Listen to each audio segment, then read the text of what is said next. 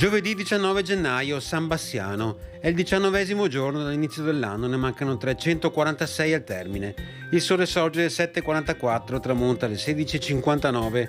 La luna si leva alle 5:44 e tramonta alle 13:52.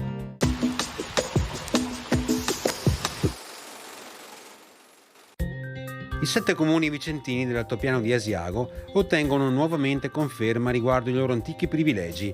Fra questi, tra l'altro, una cifra forfettaria di imposte da ripartire equamente tra loro in piena autonomia.